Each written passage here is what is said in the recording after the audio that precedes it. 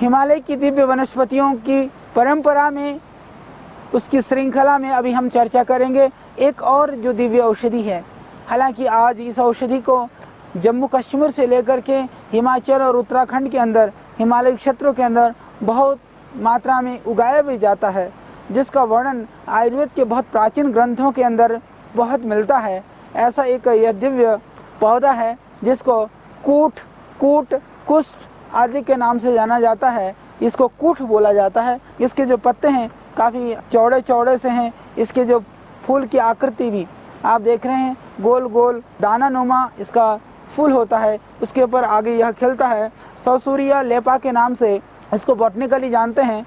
तो यह सौसूरिया लेपा का जो पौधा है जिसको कूट बोलते हैं, यह हिमालय क्षेत्र में पाई जाने वाला औषधि के रूप में बहुत ही दिव्य जो पौधा है। यह यूनानी के अंदर भी कूट का प्रयोग जिस तरह से आयुर्वेद के अंदर भी काफ़ी प्रचलन में है, उसी तरह से यूनानी चिकित्सा के अंदर भी कूट का बहुत ही ज़्यादा वर्णन मिलता है।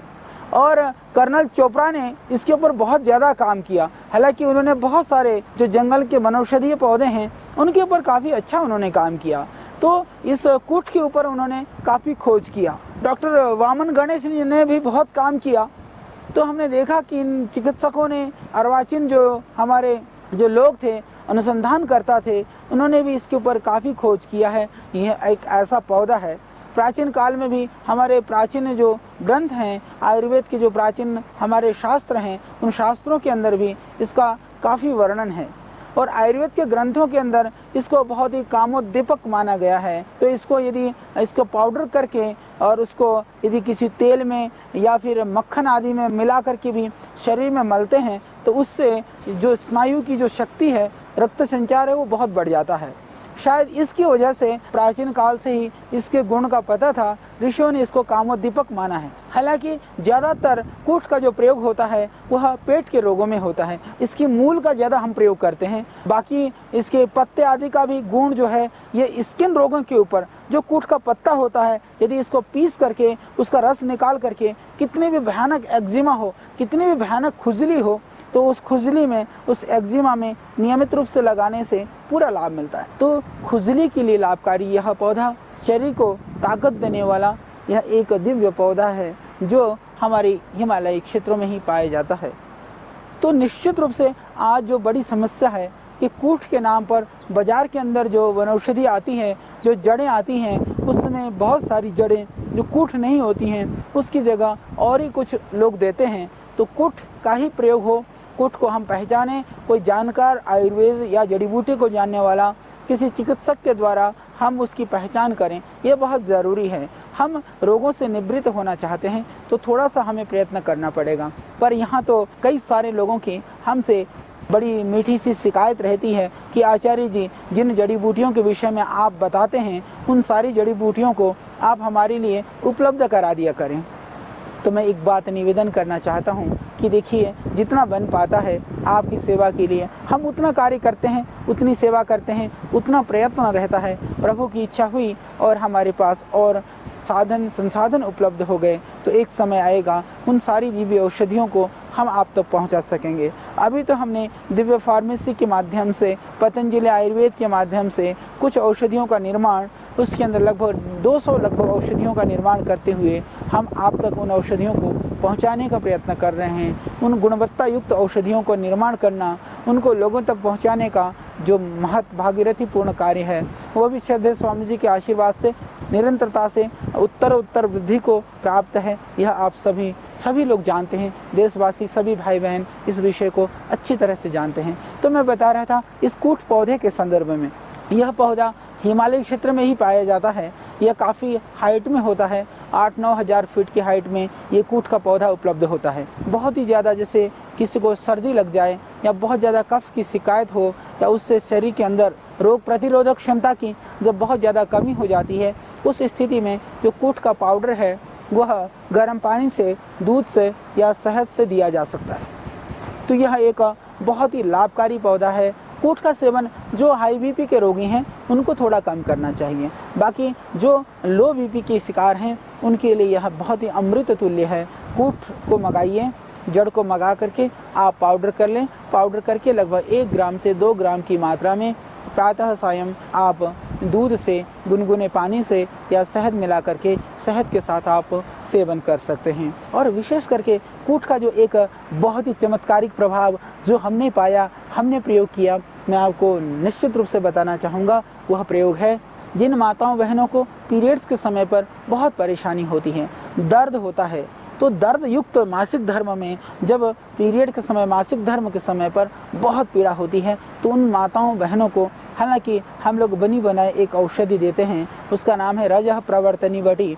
उससे भी पूरा लाभ मिलता है। कई बार सभी लोगों को वह पूरा लाभ नहीं दे पाती है औषधि। उस समय पर आप यह कूट का पाउडर यदि 1 ग्राम लगभग सुबह, 1 ग्राम शाम को गर्म पानी से पीरियड के 10-15 दिन पहले शुरू कर दें तो इससे बहुत लाभ होता है, बहुत ही लाभकारी है। पर इतना ज़रूर आप ध्यान रखें कि जब कूट आप लेने के लिए जाएं पंसारी के यहाँ, तो वह जड़ खराब ना होनी चाहिए, अच्छी जड़ होनी चाहिए। और कूट है यह निश्चित रूप से आप किसी आयुर्वेद या जड़ी बूटी जानने वाले से पता जरूर कर लें। तो मासिक धर्म की पीड़ा में, अनियमित मासिक धर्म में, जिनको पीरियड्स रेगुलर नहीं होते, इरेगुलर पीरियड के लिए भी यह बहुत ही कारगर है, बहुत ही लाभकारी है।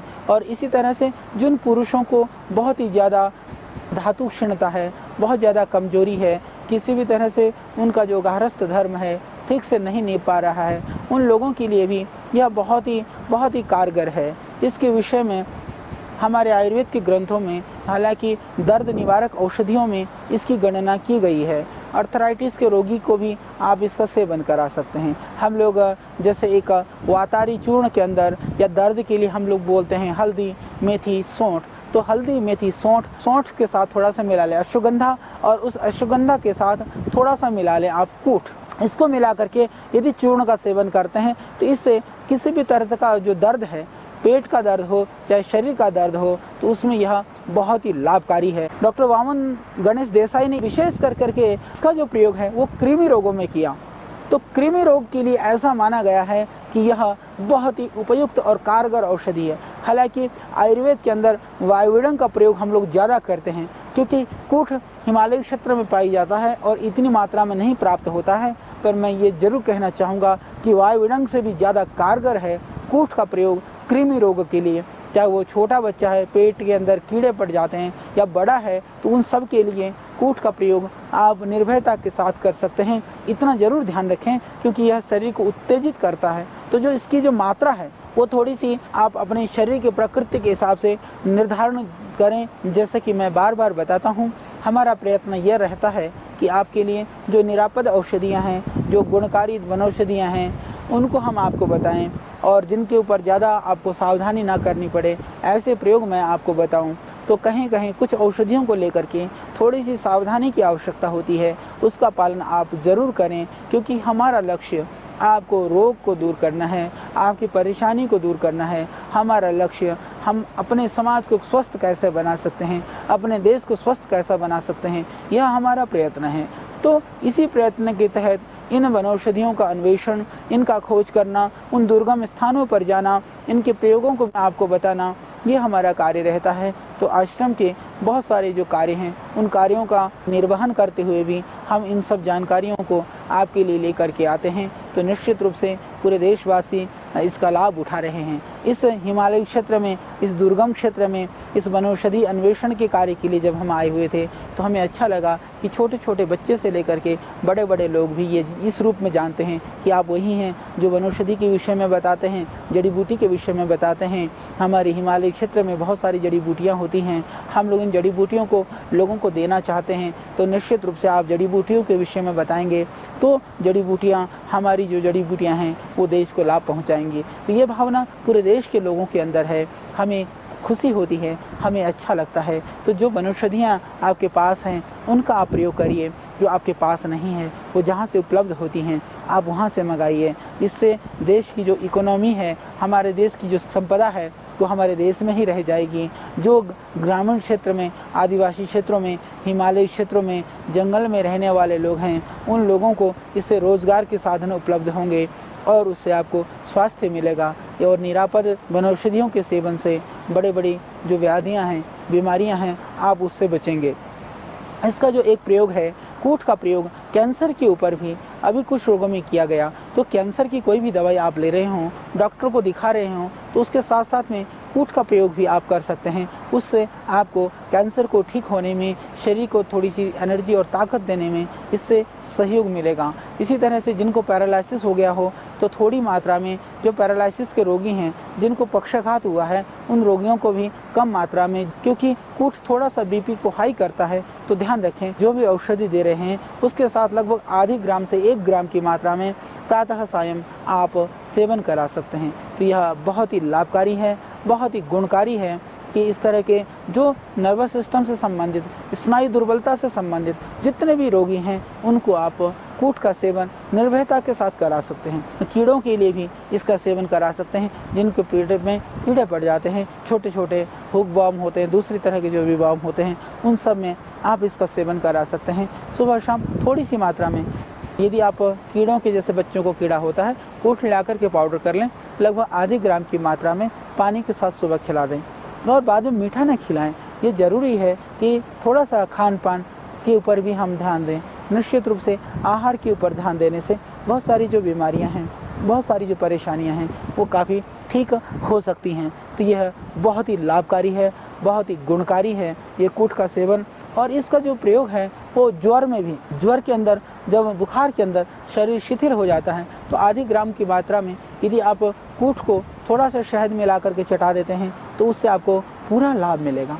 यह बहुत ही लाभकारी है कि आपके बुखार के लिए। और जो बुखार का काढ़ा है, वो चाहे आप गिलोय का काढ़ा दे रहे हैं, तुलसी का काढ़ा दे रहे हैं, काली मिर्च दे रहे हैं, लौंग दे रहे हैं, या कोई भी औषधि दे रहे हैं, मुलेठी डाल के दे रहे हैं, गाजवा दे रहे हैं, आप बहुत सारे औषधियों का बुखार के लिए, ज्वर के लिए हमने आपको प्रयोग बताया। तो उन औषधियों में किसी भी दवाई के अंदर थोड़ी सी मात्रा में यदि आप डाल देते हैं कूट के पाउडर को, तो वह बहुत ही लाभकारी है। और डॉक्टर कर्नल चोपड़ा ने तो इसका जो प्रयोग है, इन्होंने बहुत सारे पेशेंट के ऊपर किया। वो अपने संदर्भ में लिखते हैं एक जगह पर कि बोले एक ऐसा अंग्रेज पेशेंट था, अधिकारी था, कि जो अपने पैरों को सीधा भी कर करके लेट नहीं सकता था।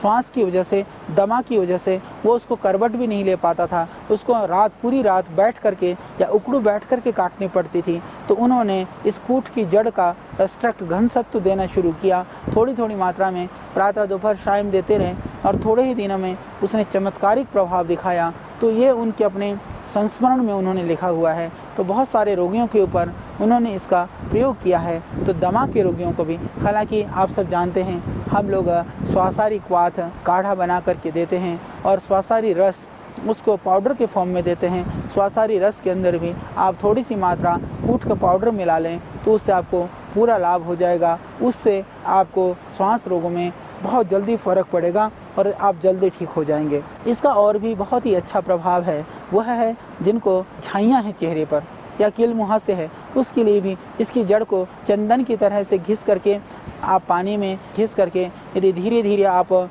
चेहरे पर लगा लेते हैं, तो उससे पूरा लाभ हो जाएगा, झाइयाँ ठीक हो जाएंगी। और इसके लिए भी आप इसका प्रयोग कर सकते हैं। जो हमारे युवक और युवतियां हैं, आज दुनिया जहां के जो कॉस्मेटिक चीज़ लगाते हैं, उन सब लोगों के लिए भी यह एक सुखद और बहुत ही अच्छा समाचार है। और इसका जो विशेष प्रभाव है वो त्वचा के ऊपर बहुत ज़्यादा पड़ता है। इसके लिए इन्होंने खजाइनुल अद्विया करके एक यूनानी में पुस्तक है, खजाइनुल अद्विया में उन्होंने स्किन के ऊपर, त्वचा रोगों के ऊपर इसके प्रयोग लिखे हैं। तो उसमें यह बहुत ही लाभकारी है। एक्जिमा है, किसी तरह से के दाद, खाज, खुजली हो, उन सब रोगों में भी इसका बहुत ही अच्छा प्रभाव है। यदि पत्तों को कूट करके भी रस निकाल कर भी, जैसे मैंने कहा, कि लगा सकते हैं। अगर कूट नहीं है तो उसकी जड़ को भी घिस करके आप अपने दांत, खाज और खुजली में लगा सकते हैं, तो उससे पूरा उसमें लाभ होगा। और जो घाव है, जो घाव नहीं भरता है, उस घाव को भरने के लिए भी कूट की जड़ बहुत ही लाभकारी है और बहुत ही कारगर है। तो उन सभी चीज़ों में इस कूट से लाभ पा सकते हैं। और विशेष करके जैसे कि मैंने कहा कि जिनके मुंह में झाइयाँ हैं या एक्जिमा है, किसी तरह की एलर्जी है, या जिनको स्किन प्रॉब्लम है, इसको घिस करके चंदन की तरह से या पानी में घिस करके इसको चेहरे पर लगा करके आप अपनी चेहरे की कांति को बढ़ा सकते हैं, त्वचा रोग को दूर कर सकते हैं। तो यह एक हिमालय की दिव्य वनस्पति के विषय में मैंने आपको दी जानकारी। और भी इस तरह की दिव्य वनौषधियाँ ये गंगोत्री क्षेत्र का पवित्र हिमालय क्षेत्र है जहाँ पर ये दिव्य वनौषधियाँ जंगल में भी उगती हैं, और कुछ स्थानों पर कुछ वनौषधियों को कुछ लोगों ने लगाने का प्रयत्न किया है। तो जहाँ से भी जिस भी रूप में हमें ये वनौषधियाँ मिले, हम आपके लिए लेकर के हाजिर होंगे। ये वनौषधियाँ इतनी सहजता से यदि आपको मिलती हैं तो इसकी दिव्यता को आप न भूलें, इनकी दिव्यता को आप परखें, इनकी दिव्यता को आप अनुभव करें। तो यह निश्चित रूप से यह औषधियाँ आपको नया जीवन देंगे, आपको अपनी रोगों से, परेशानियों से मुक्त करेंगे। तो इसके लिए इनका शरण हमें ज़रूर लेना चाहिए, इन वनौषधियों का आश्रय हमें ज़रूर लेना चाहिए। तो इनका आश्रय लेते हुए हम अपने आप को स्वस्थ बना सकें। शरीर माध्यम खलु धर्म साधनम, कि शरीर धर्म आदि संसार के सभी साधनों का मूल साधन है। तो संसार के सभी संसाधनों को प्राप्त करने के लिए शरीर ठीक होना बहुत ज़रूरी है। तो आप अपने स्वस्थ शरीर, स्वस्थ मन, स्वस्थ विचार के द्वारा स्वस्थ देश का निर्माण कर सकते हैं, समृद्ध देश का निर्माण कर सकते हैं। तो आपके स्वास्थ्य के लिए, आपको निरामय बनाने के लिए ये हमारा प्रयत्न है। तो आप इस कार्यक्रम को देखते रहिए, आयुर्वेद की इन जड़ी बूटियों के विषय में अपने ज्ञान को बढ़ाते रहिए, और इन औषधियों के प्रयोग के द्वारा आप अपने आप को समृद्धशाली बनाते